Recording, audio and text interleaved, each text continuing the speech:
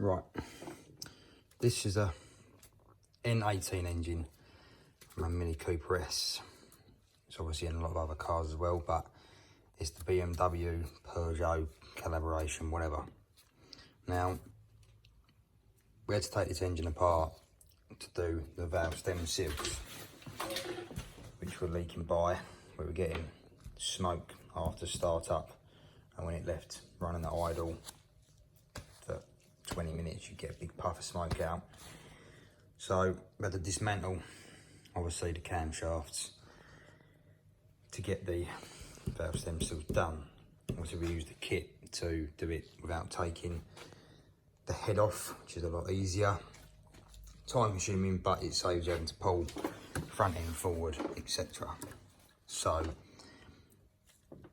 this is a variable valve, Valvetronic camshaft, and there's a lot of discrepancy about being able to put this back in without special tools. Now, looking at the special tools, they're £200–300 to buy, and you don't really need the special tools to be able to do this job.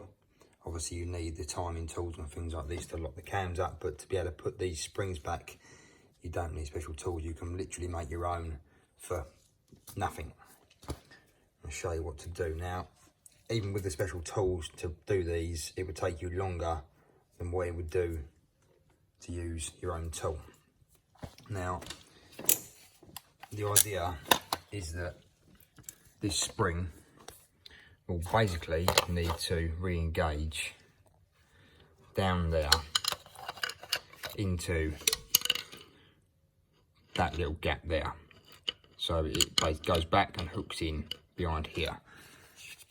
These springs are under quite considerable tension. If you undo this, this is going to spring forward and you're going to struggle to get that bolt back in the right place. So this is the tool I've come up with. It's literally a screwdriver with a notch cut out of it, grinded out of it. So a lot of people obviously struggle to do it. Once you've had this assembly off, you need to line up these intermediate rollers, and they need to line up.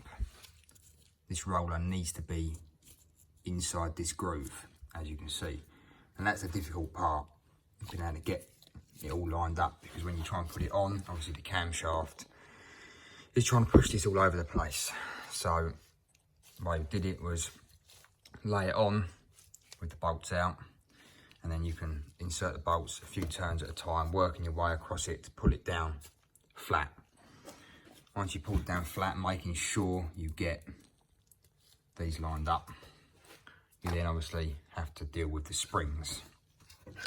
So quite simply, you hook the spring round, or the tool round the spring, and you pull back, and then lever it into position, and that is it. You're in. No special tools. Obviously we've done all these ones. We've got the M1 to do, which is a little bit more tricky because obviously you've got no space to work with. So just go in, grab hold of it, pull it back, get stuck behind the can, this one. You see underneath it's stuck there, so you might have to get a screwdriver to pull it over. So we'll put it over, then we'll come back, literally grab hold of it, pull it down. Okay, so we've got it back past the cam. You see it's in there, the back. Literally hook round, pull back, and hook it in. So it's a nice easy way of being able to do these springs. No special tools required, apart from sacrificing an old screwdriver or anything really, anything with a bit of meat to it. Hook it in, pull it back, clip it in, job done. So that's life a little bit easier. You just got to make sure you line these up when you're tying it down. Obviously make sure that the camshaft in here is obviously in the right place so the motor can get hold of it. And then you're good to obviously stick your front cam in and continue your rebuild. Hope that helps you out without any special tools.